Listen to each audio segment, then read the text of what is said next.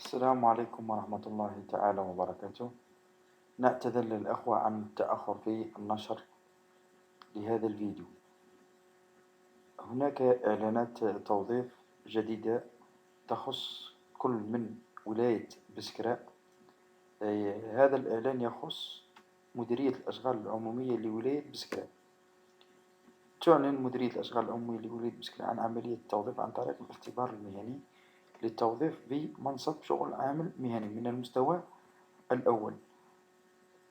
عدد المناصب المطلوبة هما منصبين.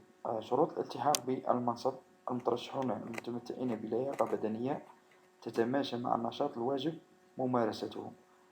ملف الترشح ومكان إيداعه وتاريخ إيداعه كلها موجودة أسفل هذا الجدول بالإعلان الظاهر أمامكم.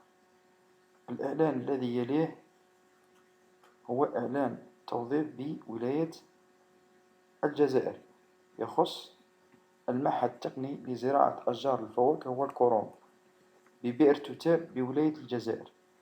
يعلن المعهد التقني لزراعة أشجار الفواكه والكروم عن فتح مسابقة على أساس الشهادة للالتحاق بالرتب التالية كما هو مبين في الجدول الأدنى.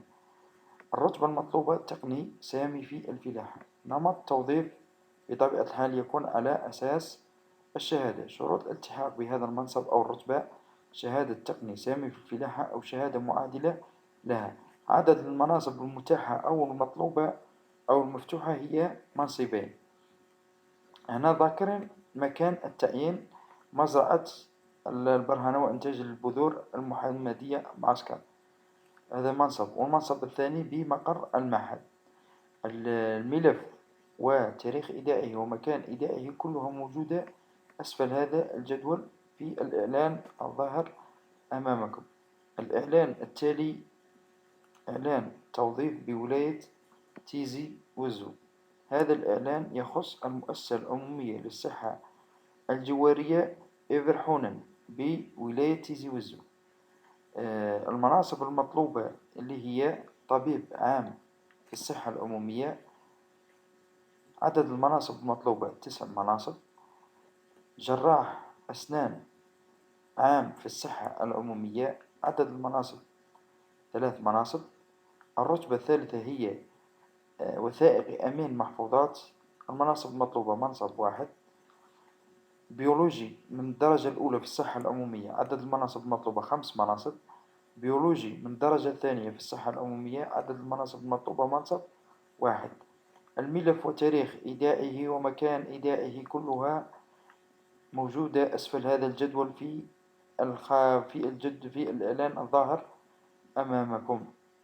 الإعلان التالي هو إعلان توظيف بولاية تمراست، يخص المؤسسة العمومية للصحة الجوارية الأبالسة بولاية تمراست. المناصب المطلوبة في هذه المؤسسة أو في هذا التوظيف هي طبيب عام في الصحة العمومية. عدد المناصب المطلوبة منصبين.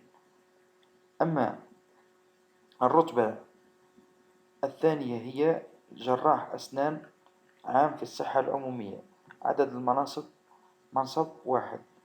الملف وشروط الترشح ومكان إيداع الملف وتاريخ التسجيلات كلها موجودة أسفل هذا الجدول بالإعلان الظاهر أمامك. بالتوفيق للجميع، ولا تنسوا الاشتراك بالقناة ليصلكم كل جديد.